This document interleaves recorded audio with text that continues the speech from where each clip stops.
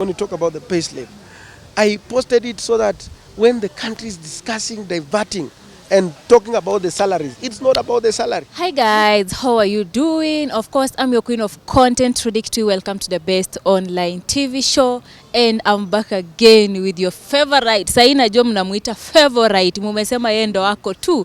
Kama si yeye hamtaki mwingine. Niko hapa na Honorable MP Peter Salasya. Mambo vipi? Fiti. Uko sawa? Niko poa sana, niko rada, niko BA. Unasema Gen Z viva. Gen Z viva. Gen Z viva. How have you been? Been so great. This is the best moments that we are seeing as a country. The moments whereby every African country right now is now looking towards Kenya, setting an example, being like a pacemaker, whereby the Kenyans can call out and say the Article 1 of the Constitution, it talks about we the people, that all powers belongs to the people, and that a constitution is meant for the people and for the people.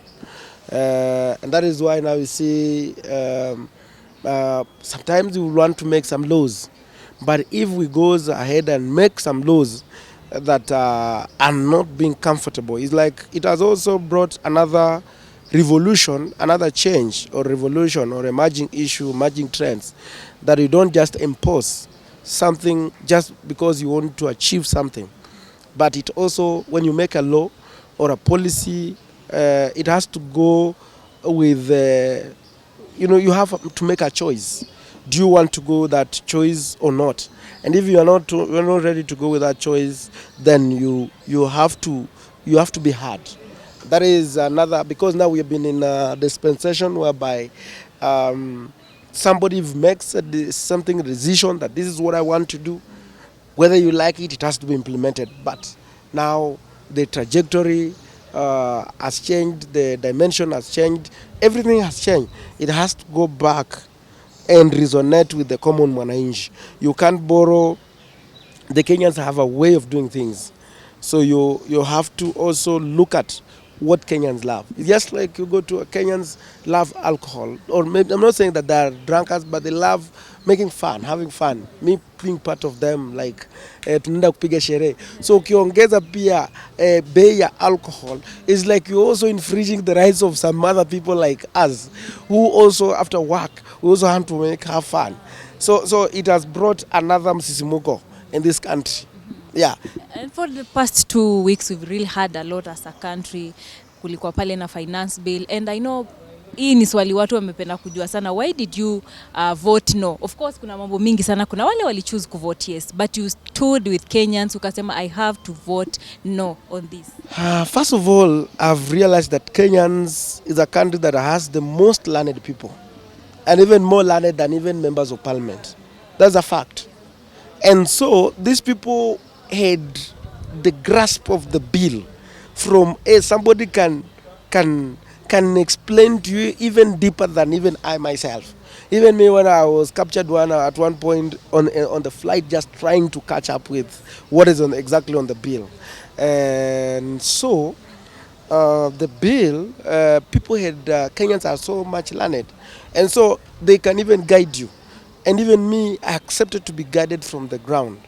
And indeed, issues that they raised up were pertinent issues, because they were against the Finance Act of 2023. And even most of the members of parliament who voted for it, or some of us who never voted for it because it found us when we were outside the country. Because some of members, we were not notified, like we are going to vote for this week, and it's the following week. I personally was in Morocco. So, and now the same mistake with the same kind of arrogance, whatever, that we are the people on power, so we have to do it. We have to make it happen. But this time around, they said that they send us 1 shilling each, which to every member of parliament. They send us a message. They warned us in advance. and by telling us that don't pass that thing. And even now, I took the same message to the members of parliament. Like, yes, people, and there were so many issues. The one calling upon the levy, it's called the eco levy, and even after, and they were very intelligent because with the amendments that they brought, they only removed the eco levy from those products that are being made from Kenya, but those ones from to be imported. And because you find like as a country like Kenya, we are not advanced in terms of producing our own products. We rely much more of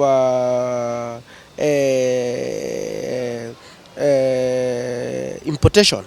So by bringing in another thing, another taxation, is going to to make the cost of living or the inflation cost to go up.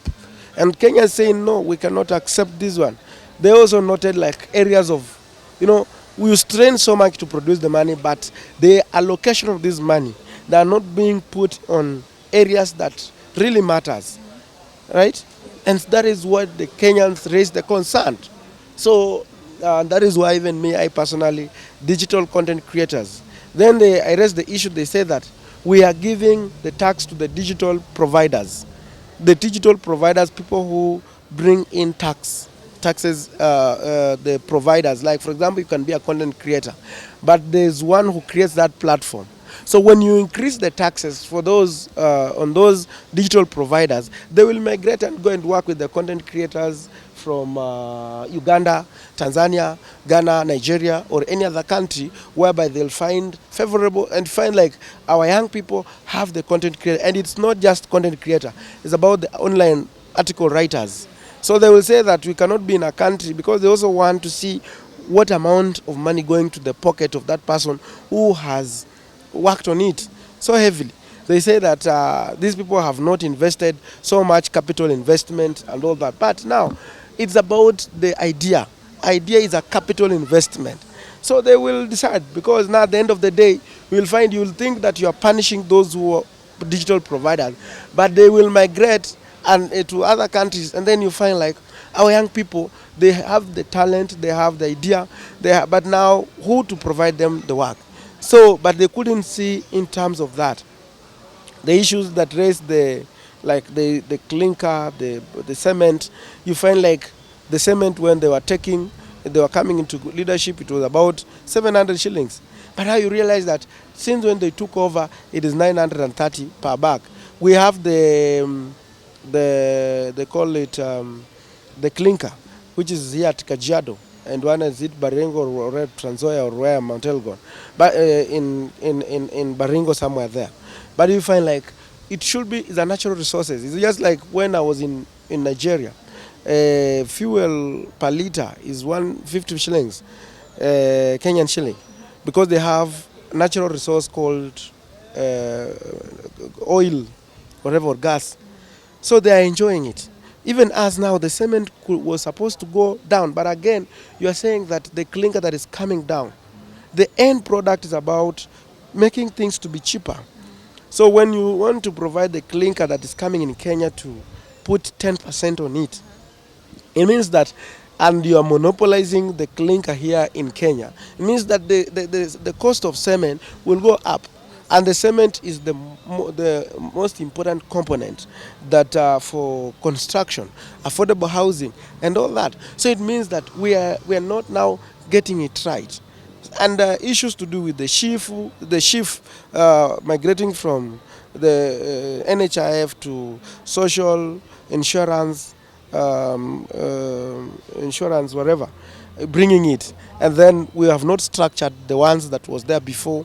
Used to have the UPI, it's never working, and many other things. So you noted like we had things introducing tax on transportation of the raw material like sugar, and many other, bringing in the levy, the railway levy, bringing in some other levies on. So it hid a lot of hidden things.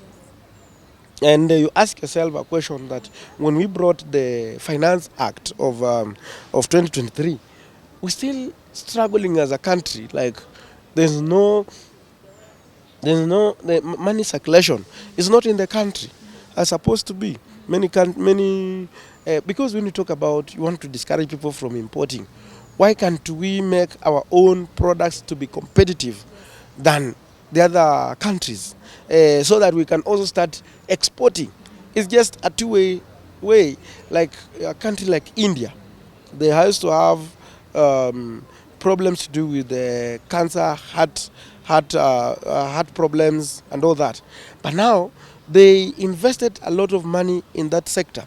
So everybody is running to India to do transplant, to do heart surgery, to do whatever, because they identify that the health sector is the key area. And so you find like it's a major income, foreign income as a country. But now, as we have not identified ourselves, this is the area that, as a country, we want to invest in. We want to invest in. We want to. So we find like it becomes a challenge. That is why I say that we have to reject it. Yeah. And there are some rumors that you were given, or not you alone, but most of you were given some amount to vote yes, Okay. but you rejected. First of all, you cannot refuse the allegation because number one, you know,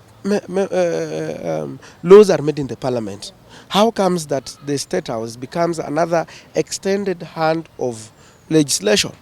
And when the president says that, let everybody do his work, let the legislature legislate, why do we have to have the interest again? You have interest again calling the members of parliament in the state house, and then they come when even someone had made that this thing I'm going to vote against. When they come, they have changed their mind. So whatever happened, whatever the magic happened, it becomes, if there is allegation that they were being paid, then definitely it's a yes. Yeah. And how is your life right now? Because you started rejecting this thing way back, the day it started. Are you maybe receiving some threats because you've been even posting on your pages, rejecting and also... Country, we are in a democratic country whereby everyone has expression, Yes. freedom of expression. Like this is what you feel like. No, we are against this thing because we are young people. We are here before Jesus Christ comes to take us to heaven. We are here for the next, maybe, I don't know, 70 years or whichever the years that the God has given to us. But we are believing that Jesus Christ will come and take us to heaven when we are still alive. So when, Question is, are you safe? so we are safe. We are safe because we are a democratic country and we have to speak, because even himself will be a happy president if he leads a happy country. Yeah. So you haven't received any threat from anyone? Threats, as in how? Like, oh, you should support this. Why are you doing this? No, those are normal things, but you have to stick on your ground, on what you believe in. You cannot buy your conscience. What you believe in, that this is the right thing. This is the right thing. That is it. And Mahesh, when you saw Gen Z in parliament, how did you feel? First of all, I felt so good.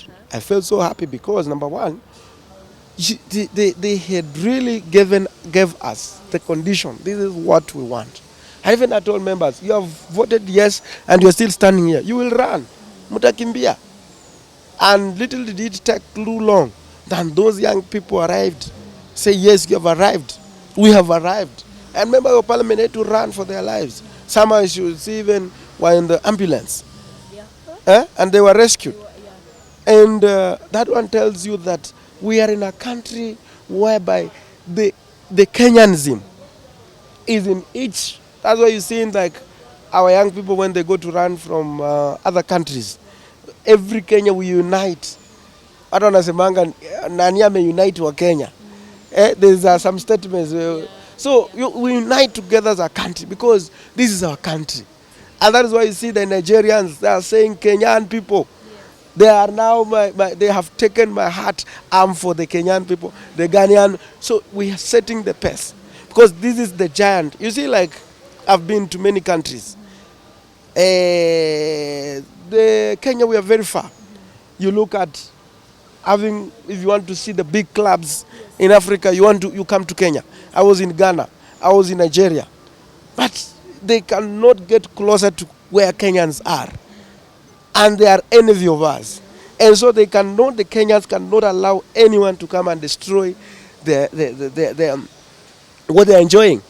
We want to enjoy a country where the life is not expensive. The life is, everything is accommodative. And that is what the Kenyans are yearning to have, a country where the business are thriving, the real estate are thriving, the import, exportation, those who are in agriculture, they are thriving and everything. Yes. And Mhesh, on the same day Gen Zs walimanage kuingia pale parliament, most of them were shot. And leo I've been with Mhesh by the pale Kenyatta National Hospital. I really want to know what pushed you to visit them, because wamefurahi sana to see Mhesh there, to see them wanasema hawajaona mtu mwingine akienda kwaona, and we really want to know what really pushed you to go there. First of all, I was to go there, but I had to go to the constituency because I was having some things to do. Even those who are in Kakamega, I'll be visiting them also, because I'm a Gen Z, I'm a young people, I'm a young leader. I cannot betray my own young people. I have to stand with them, I have to encourage them. And they were so happy seeing me there. And so even by them seeing, they feel like Mazee. And I've told them, like, you guys, you are the heroes of this nation. Could it not, like, these guys have risen up and say, we are ready for this country. We are ready to die for this country. We are ready to sacrifice for this country. We are ready to receive the bullets for this country. Then nothing could have happened. Things, maybe the investors could have run away. Right now, Kenya is now being respected like the people who understand. You cannot compare Kenya to Uganda. You cannot compare Kenya to Tanzania. You cannot compare Kenya to Rwanda. You cannot compare Kenya to Nigeria. You cannot any other country.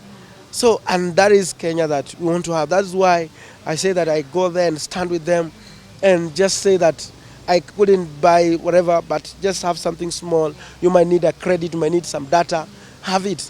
And we will still go there and support them more and more. And they feel like, Mazee, this is my country. And what has really made me to be so happy is that they are carrying their flag at the back of their beds. They are having the flag, Mazee, and they are happy because there is the happiness in like we did it. Even if mkono wangu imeenda kukata, like there's a guy who the bullet ilipata the hand. Anasema Mazee, there's a guy who the bullet ilingia kwa whatever spinal cord. Mazee is saying like, Mazee, this is my country. This is my country. Ready to go back to the street. Yeah, and he's still ready to go. This is my country. I feel like everybody loves this country. No one wants to see this country going to the dogs, the economy collapsing like the way the Ghana economy collapsed. No one. And the Ghana economy collapsed because of IMF until they tried to change the currency, devaluation of the currency, but it's even not working for them because the life is very expensive in Ghana because of the IMF, whatever. And that is why you see that most of the countries that have relied so much on West, they have died economically. But the countries that lies on East, like China, we are able to see China, the expressway because of the China. We are able to see the even if there was corruption in it, this railway called the express what? The railway express in Edwangani? No, the railway from Mombasa to Nairobi. We are able to see it. We are able to see many mega projects that have been funded directly by, and that is what Kenyans want to see. They want to see they want to see the Thika superhighway. They want to see the outer ring road moving. Those are the things. Those are the flagship projects. But you find like sometimes they get the funding from the West, but they are not making any sense. They are not making the donor funding fly. You cannot realize, And that is what the roads that were started by Uhuru Kenyatta they have never started. They have never kicked off. You ask yourself, like a country, what have we done as a country the last 2 years? Like for me, when you go within my little monies that I receive as per the constituents, you can feel like this is it. So this is now like the Kenya Kwanza government should be telling, and that is what is making Kenyans to start asking questions like, Maze, we are 2 years, we are not seeing. You told us like the first year that you found when there was nothing. You told us, you promised that you don't want to borrow anything from the outside the country. We want to be, but you are telling like you went ahead and borrow. We are not seeing what you promised us. And that is why the young people said, no, we have to stand because the future of this country lies in our hands. Yes. And now after Mr. President withdrew the finance bill, still people went back to the street. They want him to go. What's your take on No, this? what the Kenyans want is very simple. They want to see actions. They want to see action. They want to see some CSS going home. They want to see some of the advisors, not even the political advisor. They want to see the economic advisor, some of the economic advisors going home. That this one and this one has been misleading the president. They want to see things to do with the house levy being dropped. They want to see things to do with insurance that is not working being dropped. They want to see the vibrant, the first ladies program like Linda Mama, Beyond Zero. They want to see programs that they make value. They don't want to see things to do with the prayers, intercession. They know we are all religious. Kenya is a religious country, and Kenyans love God so much. But they don't want to be so much possessed into spiritual world. It's good you know to be spiritual, yeah, but they don't want on behalf of being spiritual or on behalf of the development. Right?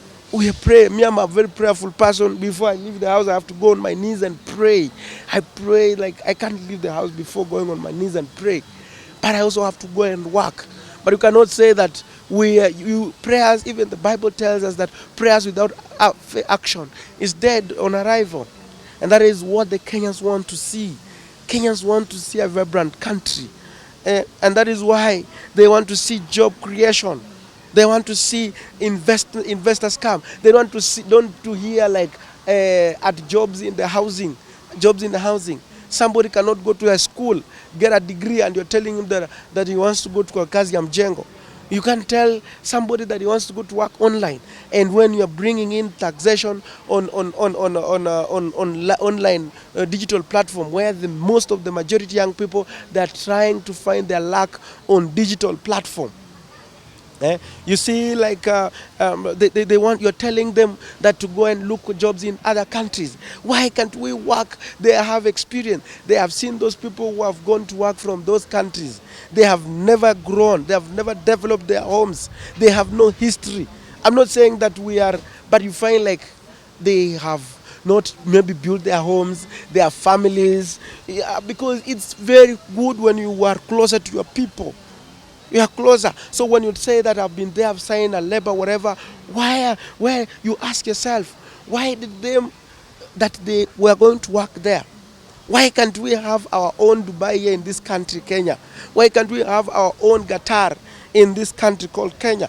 And those are the things. Those, because when you are on the they don't want to see the president on the roof of the car, because they know if you work, no one will campaign against you.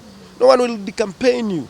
They want to see you like Maze, the office, you are working. You are working, you are having the professionals. Look at Uhuru. They look at it and say that we had people like Professor Kaimenyi. Okay, even if he left because of the scandal of the land, we had people like Makina Matianyi. We had like Professor Makoha.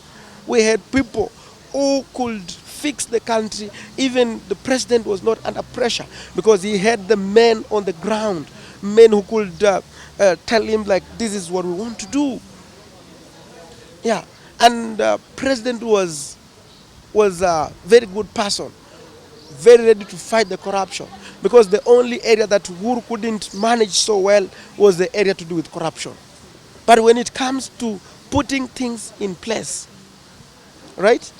Putting programs in place, he was the best.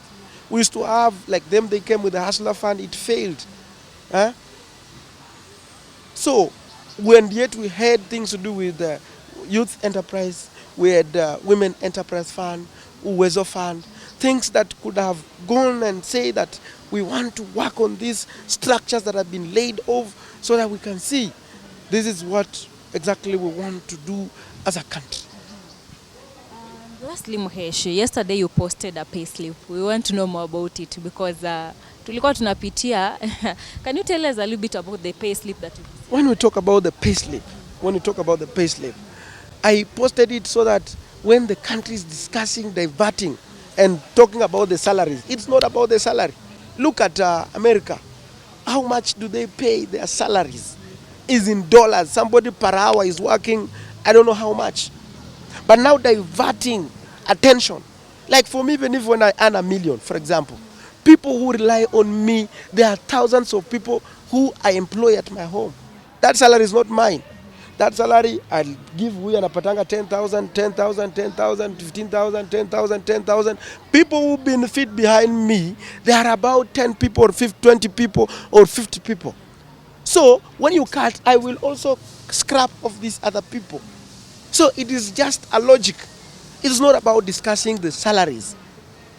It is about looking at how can we generate and make our economy to be so vibrant. How can we make our economy to be so vibrant? That is the conversation that Kenyans should be having. Not like you're saying that you're going to talk about how much do those people earn. Mimi kwangu sahii niko na wafanyakazi wengi wenye wananisaidia, huyu kazi yake anaangalia mambo ya sijui nini, ule anafanya nini. That money goes back to the circulation. That money goes back to the circulation. It's not about, and also shows how payslip are. You are paying for the mortgage. You are bringing in house levy. You are paying for the NHIF. You have another minute insurance. You are also bringing in another shift. You are also bringing in another tax. So you at above this, you're bringing in another tax. So those are the conversations. What I really wanted Kenyans to know. It's not about discussing. Let us discuss issues. How can we make our manufacturing area be productive? How can we make manufacturing? How can we attract, like we have seen President have been moving extra vinegar, they are coming to the Germans to come American to produce here. Give us the report, the progress on it, right? These factories that have been, this is ABCD. Those are some of the things that we really need as a country. Sawa. Naona mtu unajua watu wa mask saa hii. Sawa, acha tumalize. Last word to our agency, our government and also our president. No, first of all, Gen Z, they don't have a problem with the president. All the Gen Zs want is a total change for this country. They just want actions. Once you have the actions, well, good. You are well to go. If you don't make actions, they will continue disturbing you. And that will be, it will not picture a good picture for you internationally. And it will also derail development in this nation. We want to settle down. We want to go now as a country. Not as a, you can be running, but you might be running very too fast and leaving behind the people. And I said when I was in Kericho, and I was in Bomet, you need to run together with your people that you lead. Don't run very fast and leave them behind. That is the worst that you can ever do. Even my own people that I lead in Mumias East, I am taking them step by step. Education has not been their priority, but I'm encouraging them. And very soon they will they have not been able to save money for their children, but I'm bringing in some sense. Let us start saving for our children so that we don't rely so much on bursaries. So that this money that we do on bursary, we can do much more on development. Yeah. Wow. Thank you so much, Mheshimiwa, for your time. I hope watu wame exhaust this story, wamesikiza kila kitu. See you next time. Maybe channel inaendeleaje? Hujatuambia umefikia. Channel unajua sasa tumekuja tukakuwa na mambo mengi. Niko na mafans wangu wako pale. Watu waendelee kusubscribe, inaitwa Salasya TV. Sasa nafikiria tuko 2500. But tutakuja kupiga live interview pale, alafu tutawaambia Wakenya wasikize. Yeah. Sawa. Thank you so much guys. Go subscribe to Salasya TV. See you next time. Bye. Bye bye.